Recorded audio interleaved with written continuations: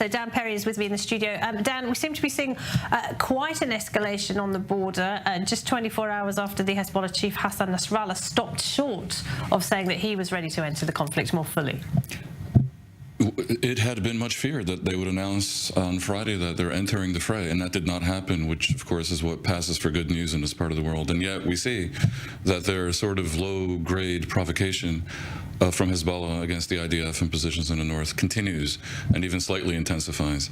The assessment, I believe, is that they're playing a little bit of a game, trying to mollify the Arab street and look like they're not abandoning the Palestinians altogether, and yet do not have an interest in actually starting a war, largely because of the pressure being exerted on them by Lebanon. Almost all the parties in Lebanon are begging Hezbollah not to do this, and I don't think they can ignore it altogether. So still very combustible, because we know, of course, from the past how little mistakes with that particular terrorist group can lead to a big war.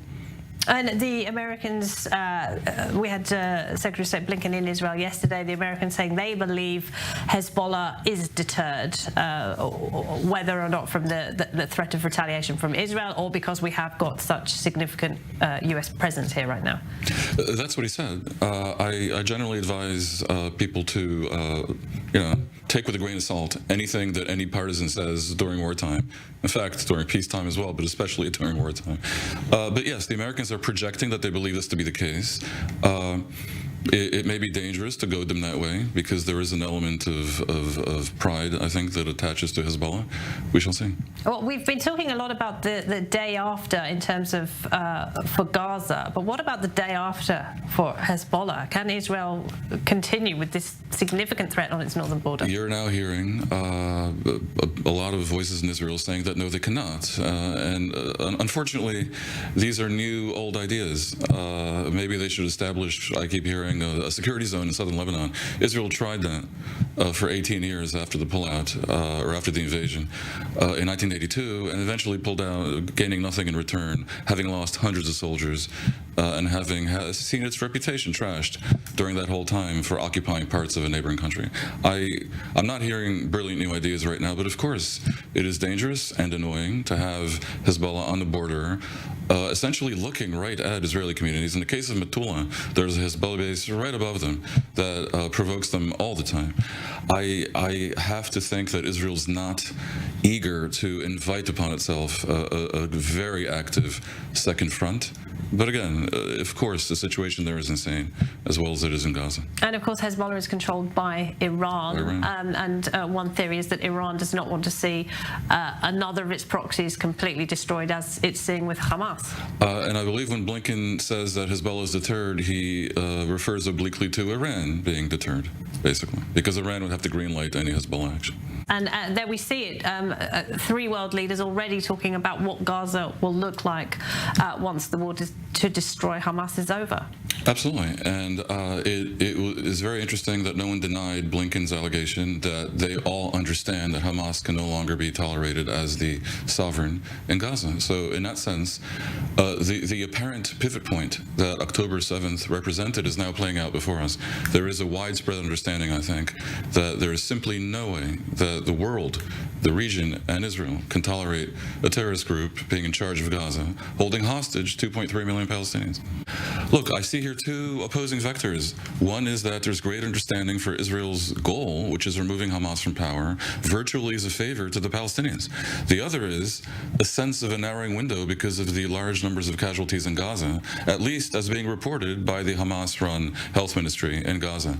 I'm a little surprised that Israel is not making more efforts to convince the world publicly of their efforts to avoid civilian casualties. I mean, I have been involved in the coverage of previous wars where they did make that effort, not always successfully, didn't always convince everyone, but you could see that they were concerned. I have the sense that right now, for example, when they used to do the tap on the top of the building before an airstrike. And they made sure that the foreign media knew that they were doing the tap. You think that they're not communicating? I'm not seeing it that much, I have to tell you. And meanwhile, the Palestinian Health Ministry in Gaza is reporting 9,000 Palestinians dead. Now, of course, they don't distinguish between terrorists and civilians. And they don't distinguish. It's not verified. Yeah, it's not, and the number's not verified. It can very well be inflated.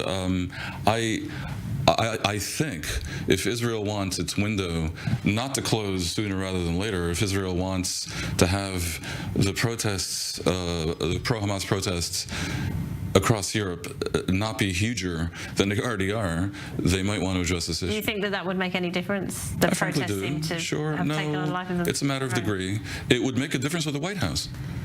Quite. Well, I mean, the White House has not as yet called for a ceasefire. They called for humanitarian pauses, which Israel did impose a 3-hour humanitarian pause earlier today. They say they came under attack by Hamas terrorists, kind of proving how dangerous while they were trying to establish a humanitarian corridor. And we've also got the added complication of Hamas trying to stop civilians from leaving. But this Shifa hospital, the IDF has repeatedly identified the Shifa hospital in Gaza City as a Hamas headquarters. That is going to prove very complicated, isn't it, for the troops? Yeah, I mean, this is the gold standard of the Hamas cynicism in using human shields and locating their command and control and their operations in civilian areas, in the hope that if Israel attacks them, then civilians would be killed and Israel would, lose points, lose PR points. It is horribly cynical, terribly tragic, and repeatedly asserted by Israel that the main headquarters of Hamas is under Shifa Hospital.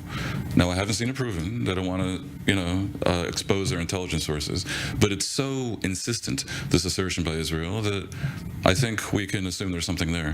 What they will do about it, how to evacuate the hospital of the wounded and the dying and just sick people who are in the hospital, is a very complex undertaking. Because the health authority in Gaza said very early on, 3 weeks ago, I think, that they would not be able to run the hospitals for much longer because of a lack of fuel. Because of lack of fuel, of course. Well, they are still running. Yeah, they're also, look, I mean, Hamas, they have fuel. The question is what they use the fuel for. There's also an issue of water, as you know, and there's other needs of the population. The question of how much Israel owes it to the civilians in Gaza to ensure that they have such supplies is a very heartrending one, of course. But from what I observed of the state of mind in Israel, I think they're going to push it as far as it'll go and basically say, if you want humanitarian assistance, cough up the hostages.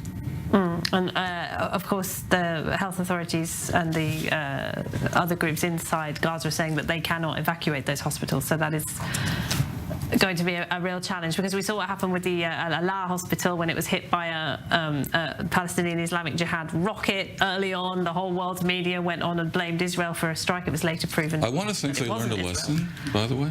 Yeah, do you think the media might think twice before running with that? I'm obviously involved in that discourse in the media, myself being a former media. I think there is an understanding that the group that is capable of, burning to death babies and massacring entire families as they sleep probably is also capable of lying to journalists. When the conditions are set, we will know what to do. We know that this is a hard battle, but we'll know what to do.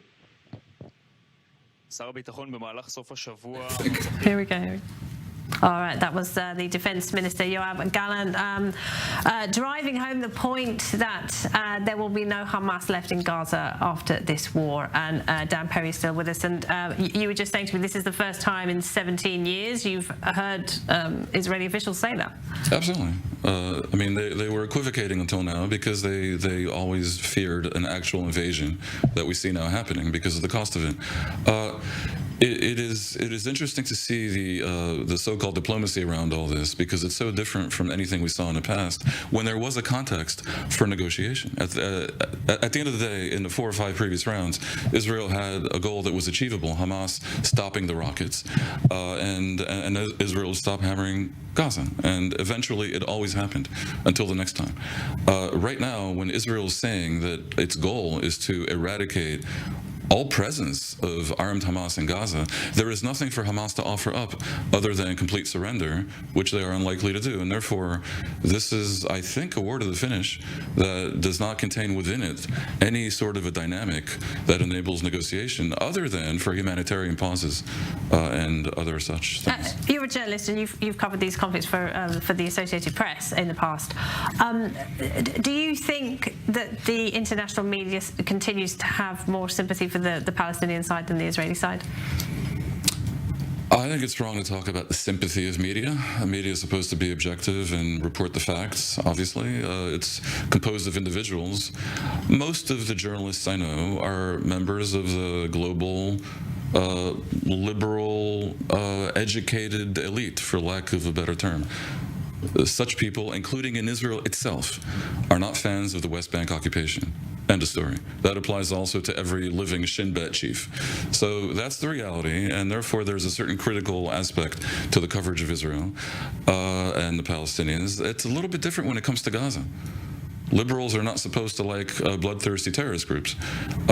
And so, look, I'm often asked about the coverage within Gaza. How can it be carried out? And the truth is, it's a police state, and the coverage of a police state, be it China or Gaza or North Korea or Cuba, is imperfect, and one does one's best. All right, Dan, thank you. We appreciate it. Dan Perry. We're going to take a short break. Stay with us. Our live coverage continues here on I24 News.